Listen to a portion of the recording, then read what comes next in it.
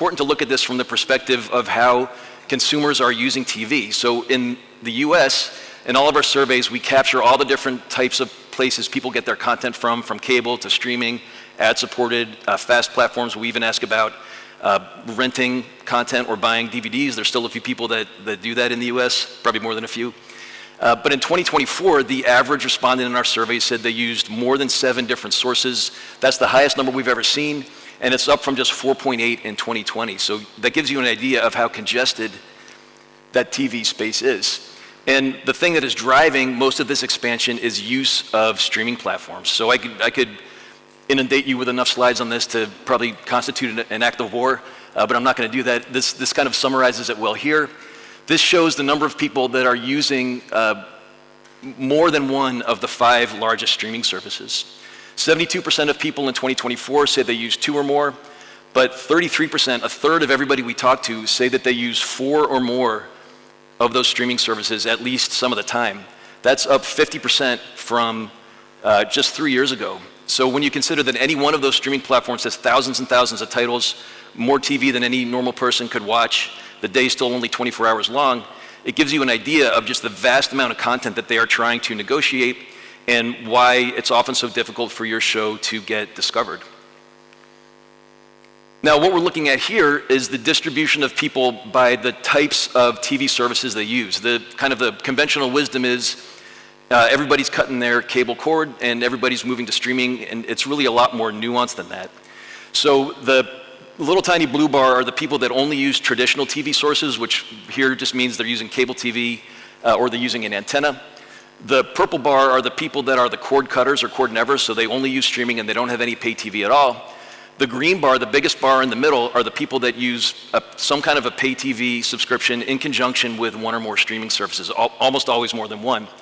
And you can see for sure that the number of people who are cord cutters has grown, but still 2/3 of people, the biggest group of people, are trying to navigate 2 things that don't work that well together a lot, the pay TV ecosystem and streaming platforms.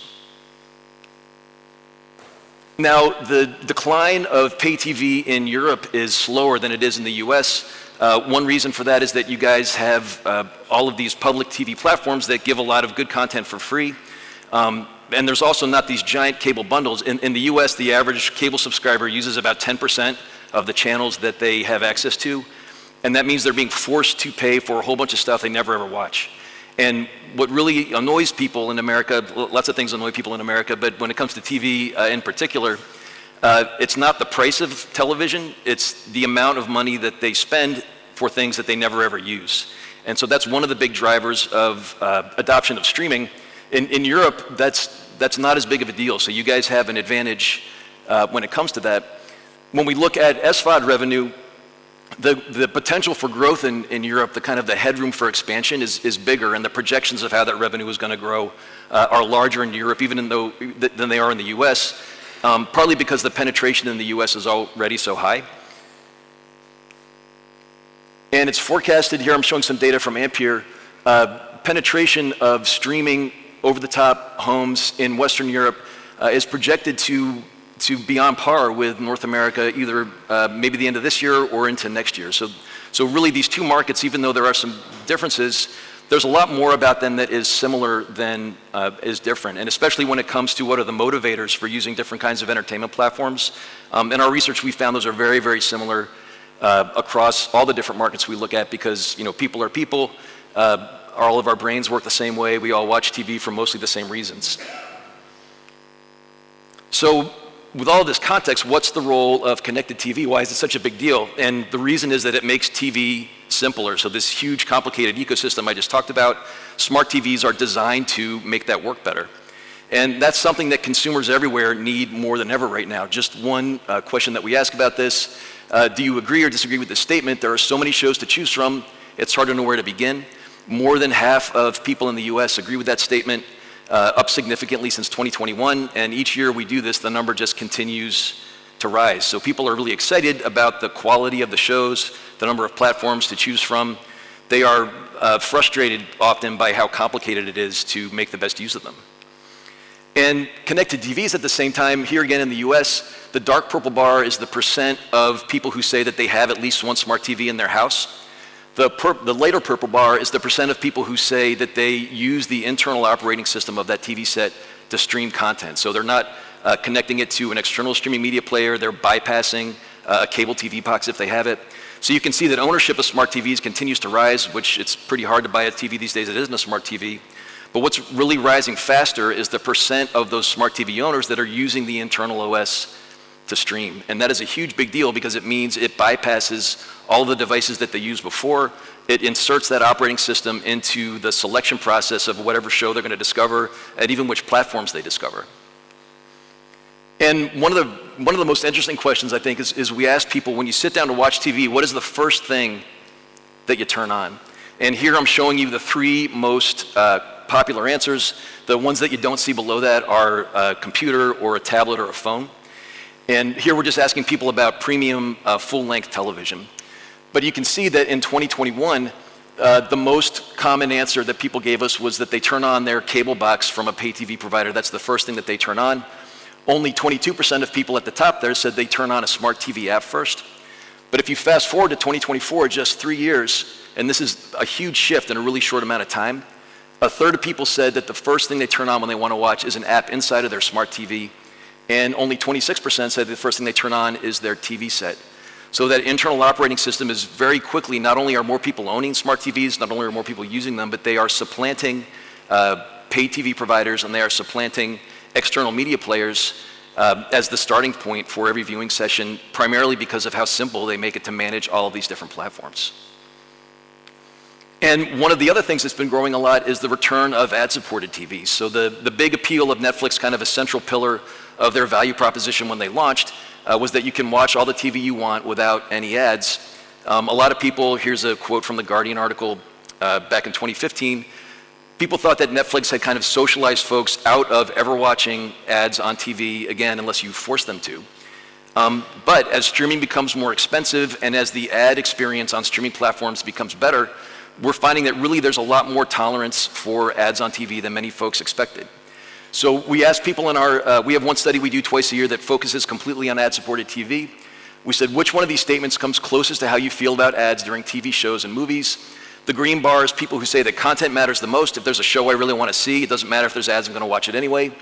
The gray bar are people who say I can tolerate a certain number of ads, but if there's too many, I'm going to go elsewhere. The red bar are people that say no matter what, I can't tolerate any ads. And the takeaway here is pretty clear. You can see just within 2 years, a really big gain from about a quarter of folks to more than a third who say that they care about content more than they care about advertising. The number of people who say I can't tolerate ads at all is remaining small and steady. So there's this growing tolerance for ads that's born out of people wanting to pay less and having a better ad experience on streaming than they are used to on linear TV, at least in the US. And people look at consuming ads as a transaction. So instead of paying for TV with their money, they're paying for at least some of it with their time by watching ads. And we asked people which one of these statements comes closest to how you feel. I'd rather avoid ads. If there's an ad-free option, I'll choose it even if it costs $4 to $5 a month more. The green bar are people who said I'd rather save money. If watching ads will cost $4 to $5 less, I'm going to choose that one. And you can see this a really dramatic, in a short period of time, increase in the number of people who said I'd rather save money. That $4 to $5 less, which is roughly the differential between ad-free and ad-supported in the US, depending on which platform you look at. 66% of people think that amount of money, that transaction is worth it to have ads in their platforms. So that's, I think, what's spurring a lot of the growth in ad-supported platforms and in the rise of fasts. And we can see this is data from Antenna. They're a pretty new research company in the US, but their stuff is awesome. They get all of their numbers from credit card transactions. So these are not survey data, this is actual credit card transactions. And the colored part of the bar are people that are new subscribers for each of these time frames. The colored bar is the number of people who are subscribing to ad-supported, and the gray bar is the number of people who are subscribing to ad-free. So you can see there's a lot of difference across these platforms, but if we look at the major ones, Netflix, 39%, only 39% of their subscriptions are ad-supported. They're still primarily an ad-free platform, but if we look at the other end to Peacock, which Shannon from NBC is going to talk about some of this later, 74% of the new subs on Peacock are choosing the ad-supported plan. So two takeaways here. One is that not every platform is seen exactly the same way. They're not monolithic. But also that across the board, there is a greater tolerance for advertising, especially if it's something that's going to save money.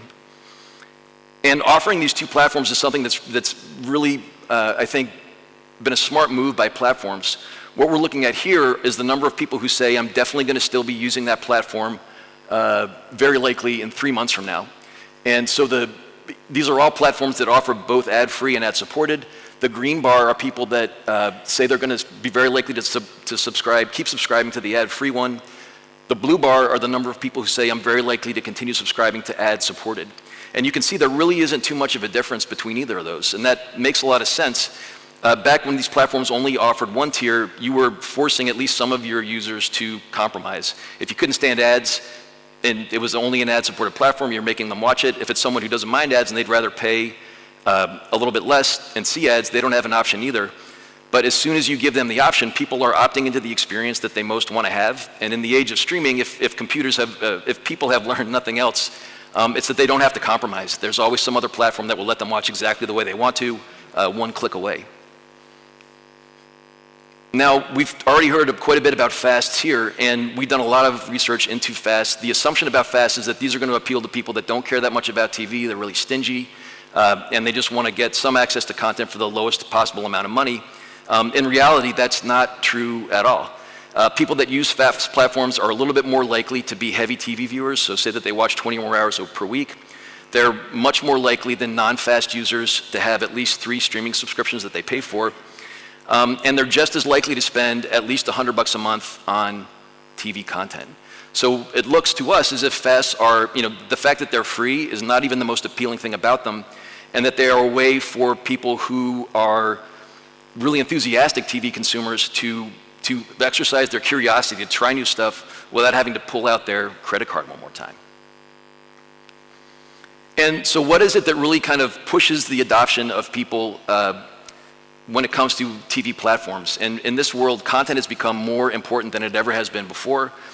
We asked people in the past year, have you signed up for a new subscription just to watch one show? 39% of people said yes. Among young people, it's even higher than that. So individual titles really will drive a lot of subscriptions.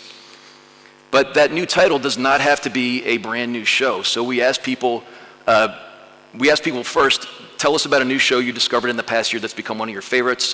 One of the questions we asked them is, we said, is this a brand new release, a brand new show, or is it a show that's in catalog? So it's got other seasons that have happened already, or maybe it's completely out of production, like a show called Suits that was a huge hit on Netflix, even though they hadn't made any new episodes of that in a couple of years, or Friends that was the top show on Netflix and everybody watching it wasn't even born the last time a new episode of Friends was released.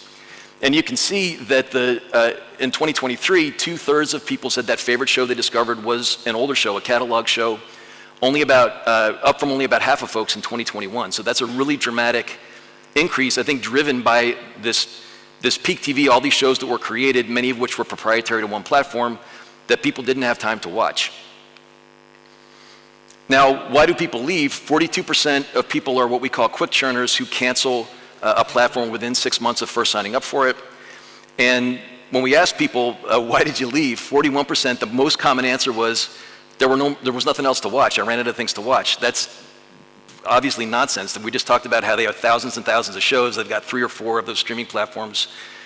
So really what they mean is that I couldn't easily find something else that I wanted to watch. People are getting lost in the sea of content. And we think there are really big opportunities to better leverage the content you have, either new shows or catalog shows, to maximize the number of viewers. So Yellowstone has been the most popular show in the US for a couple of years. I looked it up and actually was in the top 10 in Netflix back here in January, which I would not have suspected. But this is a great show, but it's also a case study in how not to roll out your content. So Yellowstone was made by Paramount. All the new seasons air on linear TV on the Paramount network. But they got stressed out about how much it cost, so before the first season ever aired, they sold the streaming rights in America to Peacock. So that's where you'll find and be able to stream past seasons of Yellowstone. And then all the other new shows that are created by Taylor Sheridan or that in the Yellowstone universe are on Paramount Plus, so a completely different streaming platform.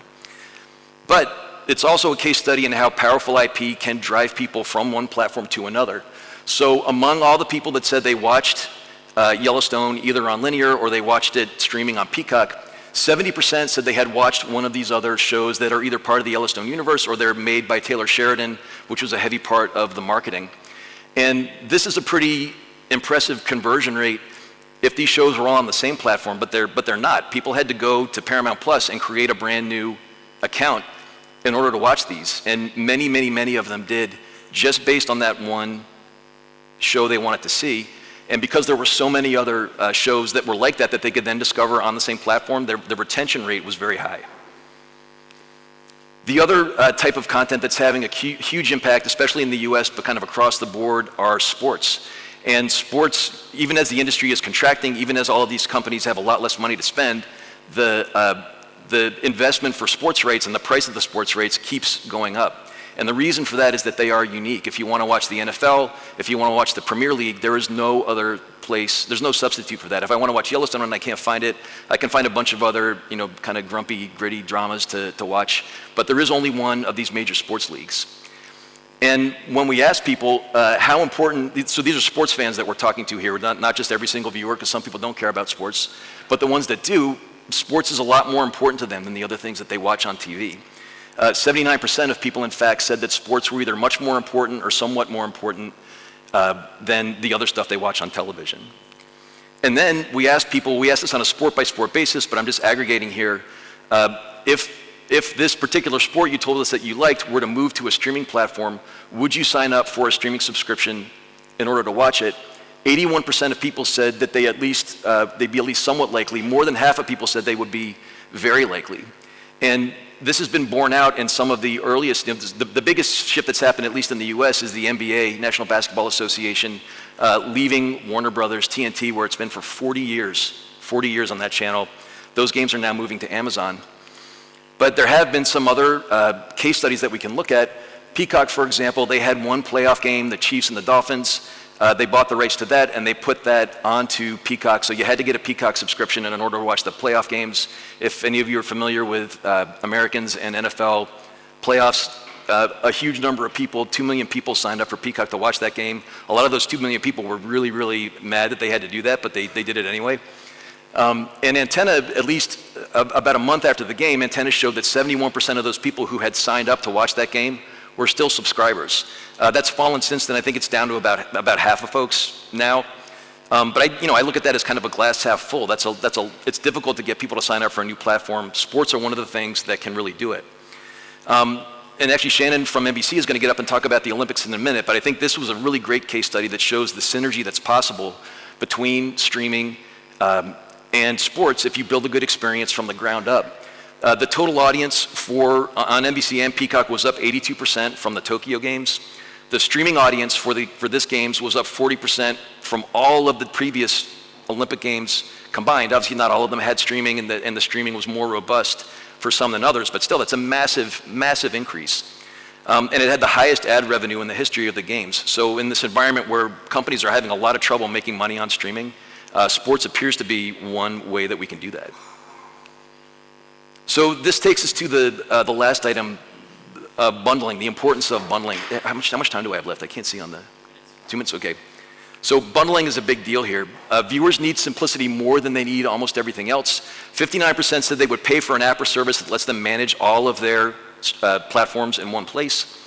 When we talk to people who have integrated a streaming platform with their pay TV provider, there is nothing else that we have tested that has had a bigger impact on people's likelihood to keep their cable subscription or to be more satisfied with it. People who say that they've integrated their SVODs to their set-top box, 60% of them give their pay TV provider an excellent or good value. The exact same people, the only difference is that they haven't integrated their Netflix, for instance, with their cable box. It's only 35%, so it almost doubles the perceived value of cable just by making it easier for them to watch from one location. People are less likely to cancel a bundle of services, and we can see this again from Antenna if we look at the churn rates for Apple TV Plus versus the Apple One bundle. For the Disney bundle versus the individual components of that, the churn level is much lower for the bundle.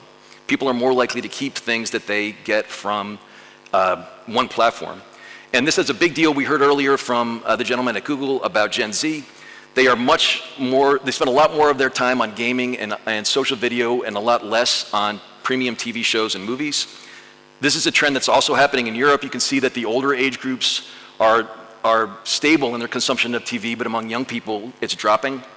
And that means that the biggest opportunity here that exists are these bundles that build across more than one type of content. So everybody knows about Amazon Prime Video. A lot of people don't know you get music and gaming with it.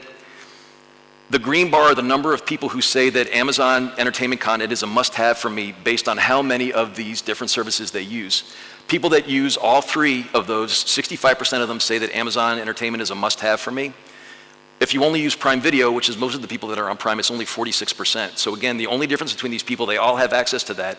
Just the fact that they're using it makes that platform, 50% more important to them. We've also seen these kinds of bundles be really successful for really, the New York Times about the oldest school media that you could have.